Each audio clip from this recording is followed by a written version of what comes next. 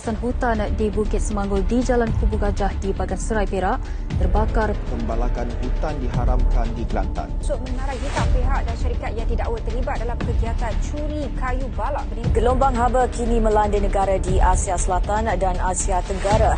Isu penembangan hutan bukan suatu perkara baru di Malaysia. Assalamualaikum, my name is SYAIDATUL AMIRA binti SHAFIE. My matrix number is 2033880009 and I'll be presenting the introduction part. So first of all, Malaysia is, in the context of Malaysia, Malaysia is a nation that has been known for its rich and diverse forests that have many multi-natural tropical forests. The forests in Malaysia can be classified into three broad forest type, namely dry inland forest, or also known as deep terrace forest, peat swamp forest, and also mangrove forest. So, in order to ensure and maintain the nation that can be continued benefit from the forest, Malaysia has dedicated to implement the Sustainable Forest Management, or also known as SFM. SFM has ensured that they can organize the management and environmentally friendly practice in the forest industry. They have applied the stringent rules and regulation in place for all the forest activities in Malaysia. SFM also guaranteed that sustainable forest management, national forest policy was formulated and accepted by the National Forest Council, or also known as NFC, in 1977. The NFC served as a forum for the federal and the state government to discuss and resolve common problems and issues that relating to the forest policy. They also ensure to have the effectiveness of the implementation of the National Forestry Policy 1978. The National Forestry Act 1984 was formulated to strengthen in areas of the forest management planning. So under the current administration in Malaysia, there are three provinces, which are Peninsular Malaysia, Sabah and Sarawak. They have their own policies and legislation in managing the forest. First, Peninsular Malaysia have practiced the forestry policy of Peninsular Malaysia and the National Forestry Act 1984 that amended in 1993. Meanwhile, for Sabah, they implement the Sabah Forest Enactment 1968, Forest Rules 1969, and Forest Enactment Bayan 2015, and also the Sabah Forest Policy. Lastly, for Sarawak, they have adopted the Forest Ordinance 2015, Caption 71, Forest Regulation, and Sarawak Forest Policy. The Peninsular Malaysia, Sabah and Sarawak have adopted this policy into their respective state forest policy and regulation in accordance with their state circumstance. So that's all for introduction. We'll be moving on for the policy problem. Assalamualaikum warahmatullahi wabarakatuh. My name is AQILAH binti USAINI and I will explain about the policy problem. The first one is deforestation. Deforestation is the purposeful clearing of forested land. This is because of deforestation, agricultural expansion, wood extraction, for example, logging or wood harvest for domestic fuel or charcoal, and infrastructure expansion such as road building and urbanization. Peninsular Malaysia experienced extensive deforestation in the 1970s and early 1980s as forest cover dropped from 61% in 1970 to 47% in 1982. However, since the mid-1980s, deforestation has slowed down.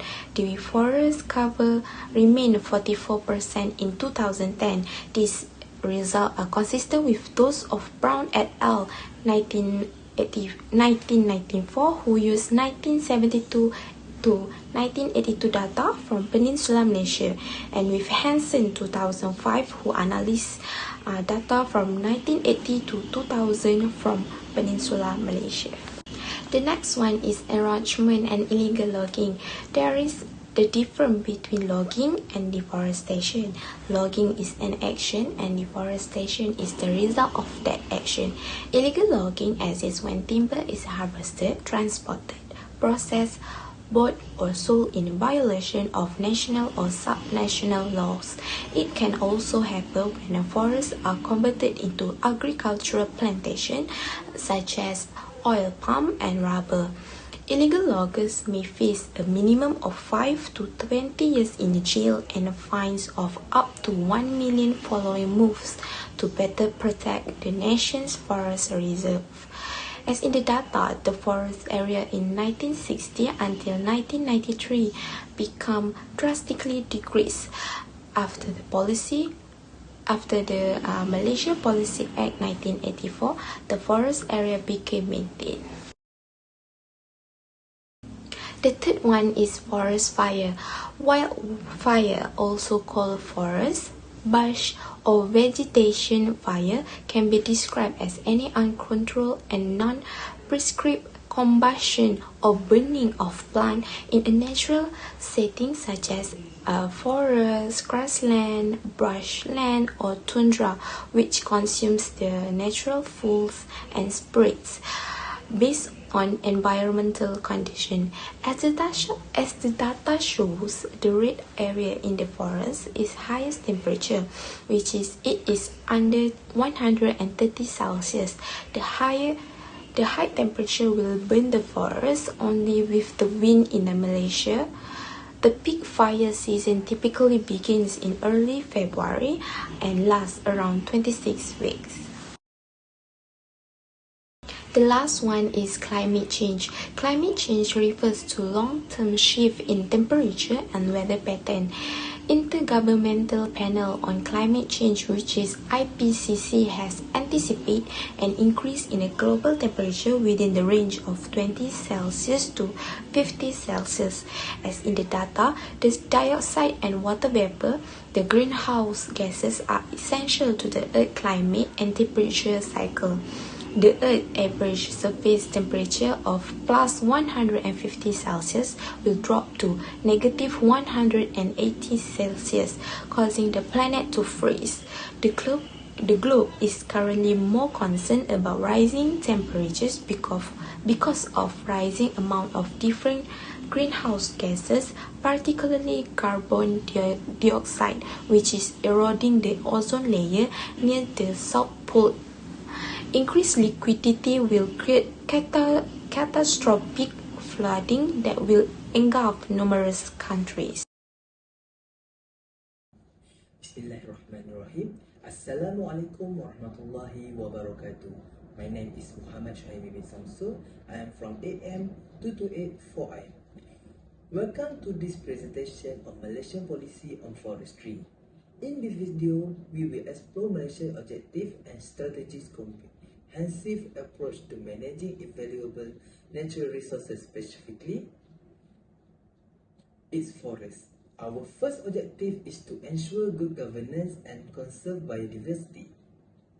Malaysia's commitment to sustainability is exemplified by initiatives like the Forest Law Enforcement, Governance and Trade Program, which enhance the legality of timber products, contributing significantly to forest and biodiversity conservation. The second objective focuses on sustainable forest management, conservation and rehabilitation. Malaysia achieved this through the use of advanced technologies such as satellite imagery and drones, which precisely monitor forests, detect illegal activity and plan effective rehabilitation efforts. Regional team also play a vital role in safeguard variable areas like the Belum Temengku Forest Complex. Objective 3 involves balancing economic interests with environmental sustainability.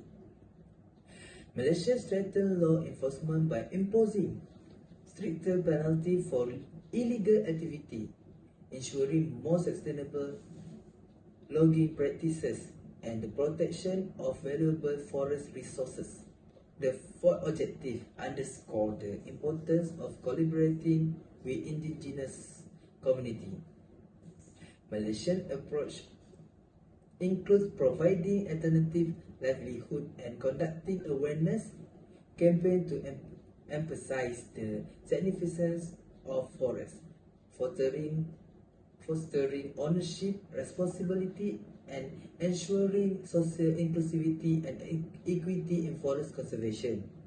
The fifth objective revolves around strengthening capacity building, research, and innovation. Malaysia conducts scientific research to better understand local ecosystems, such as the studies on rainforest biodiversity by the Forest Research Institute Malaysia. This research formed the foundation for evidence-based decision, aligning forest conservation effort with scientific insights. In conclusion, Malaysia's multi-phase approach to forest management serves as a beacon of hope for the sustainable use of natural resources. The forest enforcement, governance, and trade programs, advanced technology, law enforcement measures, community engagement, and scientific research are pivotal components of this success story. As Malaysia continues its effort, is not only safeguard its forests and biodiversity, but also contribute to global conservation and the fight against climate change.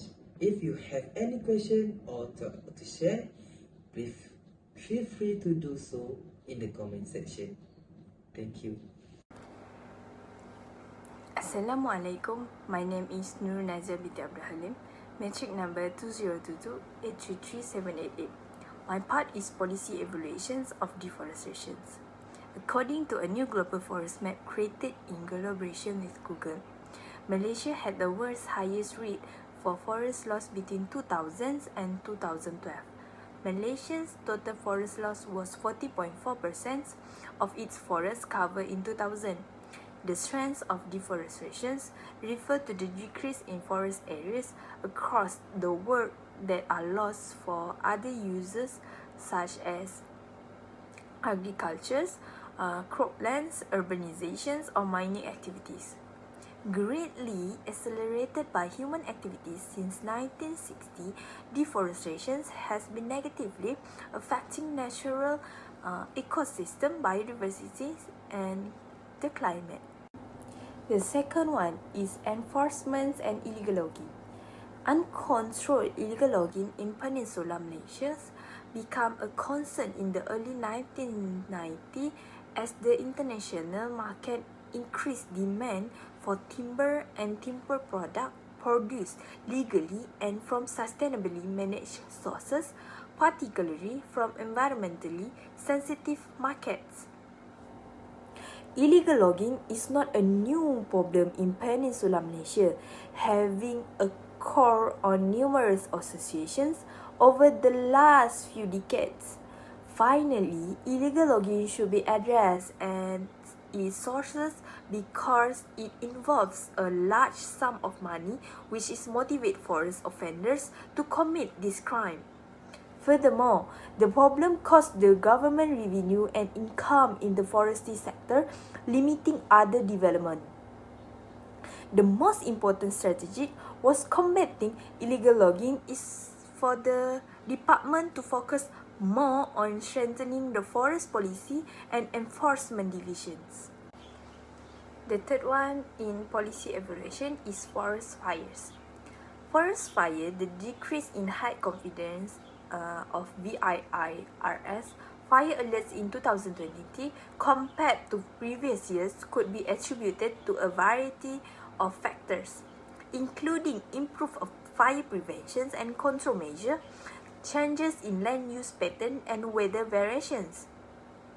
It's encouraging to see a decrease in the number of fire alerts, as it suggests that efforts to manage and prevent forest fires are having an impact. Next is climate change. The data given is about the climate change, Malaysia forest-related greenhouse gas fluids. A positive value indicates that overall Malaysia forests were releasing more carbon dioxide into the atmosphere than they were absorbing, making them a net contributor to greenhouse gas emissions. It is important to note that these figures are indicative of the impact of forest-related activities on Malaysia's greenhouse gas emissions. Next, the policy evaluations of ensure enough forest areas are managed through good governance and practices for the conservation of biodiversity and ecosystem services. The strength of ensuring enough forest areas is managed through good governance and practices for the conservation of biodiversity and ecosystem services. To this end, the climate changes mitigations can consider the role of forests in mitigating climate change and assess whether the policy includes provisions for carbon sequestrations, reforestations, and climate resilience forest management. Effective policy evaluation is crucial for ensuring that of biodiversity and ecosystem services. Regular assessment and adjustment can help maintain the balance between human needs and environmental protections in forest management. Second one, revolve around managing, conserving, and rehabilitating permanent reserve forests and forest reserve based on sustainable forest management principles. The strengths of sustainable principles such as assess whether the policy clearly articulates sustainable forest management principles, including aspects like maintaining ecological balance, biodiversity conservation, and sustainable resource use, and public awareness and education to evaluate public awareness campaigns and educational programs aimed at promoting forest conservation and sustainable management among the public. Effectively, policy evaluation is essential for ensuring that reserve forests and forest reserve are managed in a sustainable and conservation-oriented manner, benefiting both of the environment and the communities that depend on these resources. Periodic assessment and adjustments are critical to achieving long-term success in this regard. Next, ensure and continuous supplies of raw materials from natural forests and forest plantations for woods based on and non-timber forest industries. The strength is to achieve this. The Forest Department has strengthened law enforcement by enforcing existing forestry and land use laws. Additionally, stricter penalties have been imposed for illegal activities, which has to lead more sustainable logging practices and the protection of forest resources. And the fourth is emphasize involving indigenous, native, and local communities in forest protections, conservations, and rehabilitation efforts. The strength of emphasis involving indigenous, native, and local communities in forest protections, conservations, and rehabilitation effort in social equity, assess the impact of the policy and social equity, including addressing gender and generational considerations within indigenous and local communities. Lastly, focus on strengthening capacity building, research development, and innovations in forest management. The strength is to achieve this integrations of traditional knowledge as assess whether the policy acknowledge and integrate traditional knowledge and practice in forest management, especially in areas with indigenous communities. Effective policy evaluations in this context help ensure that capacity buildings, research, development, and innovations are effectively integrated into forest management, resulting in improved sustainability, conservation, and economic outcomes. Regular assessments are necessary to adapt to changing environmental conditions and emerging challenges. Assalamualaikum. My name is HAIQAL bin YAMIR, 2023-910055. Today I want to explain about the policy recommendation about the encroachment and illegal logging for the weaknesses. Right. First one is the technology and data utilization. One of the weaknesses is the underutilization of modern technology that we can greatly improve our effort to protect forests by harnessing tools like satellite imagery, drones, and geographic information system (GIS). These technologies make it easier to gather accurate and timely data, which is a suppler of detecting encroachments and illegal logging. For instance, drones, also known as unmanned aerial vehicle, like short form is UAV, are especially valuable for monitoring the forest and identifying illegal logging activities. And many organizations and government agencies use drones to keep a close eye of unprotected forests, ensuring their safety. The second recommendation of the policy is the strengthen the legal frameworks. Like the recommendation aim at protecting forests, like preserving the biodiversity and promoting a sustainable land use stress the importance of the strengthening the legal work to combat the encroachment and illegal logging, reviewing and updating the existing laws and regulations relate to forestry, land use and property right is crucial. This review should aim to make the legal framework clear, enforceable and consistent with the goals of sustainable forest management. Legal clarity helps authorities and stakeholders understand their roles and responsibility, facilitating a regulator enforcement. Thank you. The third point of the recommendation policy is community engagement and participation. When tackling the encroachment and illegal logging, it's essential to highlight the community engagement and participation as a crucial part of policy proposal. In Malaysia, for instance, in the state of Sarawak, the government has initiated a community consultation process where indigenous community actively participate in decision regarding land use and forest management. This engagement not only respect the traditional right and knowledge of these communities, but also aids in developing a sustainable and plurality-sensitive approach to protecting the forest. Thank you. We go to the next weaknesses that threat to biodiversity.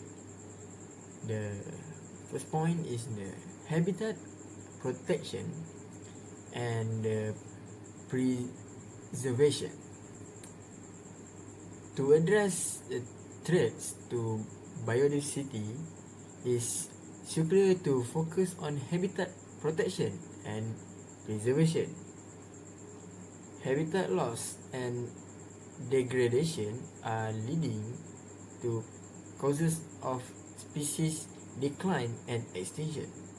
In Malaysia, the policy should strengthen and enforce a protected area like a Taman National Park and expand the network of protected area to represent the deserved ecosystem, such as a mangrove forest in Sabah.